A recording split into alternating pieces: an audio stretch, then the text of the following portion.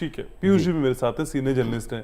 पीयूष जी, ग्रामीण परिवार की औसतन आय का बढ़ना और दूसरी तरफ जैसे अभी डॉक्टर आशुतोष भी कह रहे थे कि ऋण भी बढ़ा, उस ऋण को सदुपयोग किया गया आय बढ़ोतरी के लिए। सर, ऋण का बढ़ना और आमदनी का बढ़ना, क्या इनको हम जोड़ सकते हैं? और किसी भी शख्स के लिए ऋण का बढ़ना क्या शुभ संकेत हो सकता है? देखिए घनश्याम जी, नाबार्ड की जो रिपोर्ट एक अच्छी खबर तो दे रही है कि आमदनी बढ़ी है। हाँ। लेकिन ये रिपोर्ट की डिटेल मैंने अभी पढ़ी नहीं उसको, लेकिन जो उसका जो निचोड़ या जो बातें कही गई हैं कि आमदनी बढ़ी है, तो उसके आधार पे उसमें दो तीन चीज़ें ये भी दिखाई दे रही हैं कि देखिए आमदनी बढ़ी है तो बहुत ज़्यादा आमदनी उस 57% है, लेकिन आज के हिसाब से आप देखिए जो महंगाई है वो भी बहुत बड़ी है, उस हिसाब से बहुत ज़्यादा नहीं होता, क्योंकि मैं एक पत्रकार के नज़रिए से ये चीज़ें कह रहा हूँ। और दूसरी बात है, वही रिपोर्ट साथ साथ कह रही है कि उनकी सेविंग तो बढ़ी है लेकिन उनके एक्सपेंडिचर भी बढ़ा है। हाँ। ये बात भी कह रही है, एक्सपेंडिचर बढ़ा है तो निश्चित रूप से जो कमाई जो हुई उसका बहुत ज़्यादा सेविंग नहीं हो सकती अगर आप वो एक्सपेंसेस बढ़ा रहे हैं पहले से ज़्यादा। दूसरी बात, कर्ज की बात भी वो कर रहे हैं कि रिपोर्ट कर रही है कि कर्ज में भी बढ़ोतरी हुई है।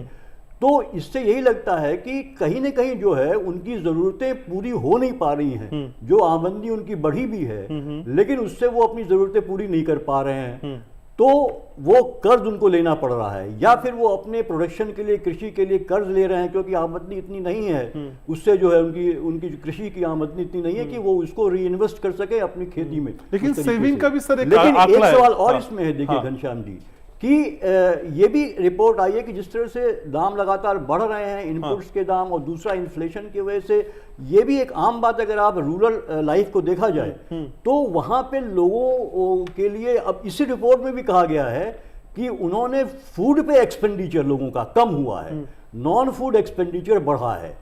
तो ये एक तरफ इशारा करता है कि वो, मतलब ये अभी इसमें साफ नहीं कि नॉन फूड एक्सपेंडिचर किन चीज़ों पे बढ़ा है। ये रिपोर्ट मैंने चूंकि डिटेल में पढ़ी नहीं है इसलिए पता नहीं, ये तो जो अधिकारी आए हुए हैं वहाँ के नाबार्ड के वो बता सकते हैं कि क्या रिपोर्ट ने ये देखा है कि वो कौन से आइटम्स है, कौन सी कमोडिटीज़ हैं जिसपे जो है कि उनके खर्चे ज़्यादा बढ़े हैं और फूड आइटम्स की भी उन्होंने कटौती करी है। ठीक है, लेकिन सर 2016-17 में जो बचत थी वो 9104 थी और 21-22 का जो डेटा आया वो 13,209 का है। सर, ये फर्क आपको नहीं उत्साहित करने वाला दिखाई देता? 9,000 से 13,000 की बचत, पीयूष सर। जी जी जी जी जी।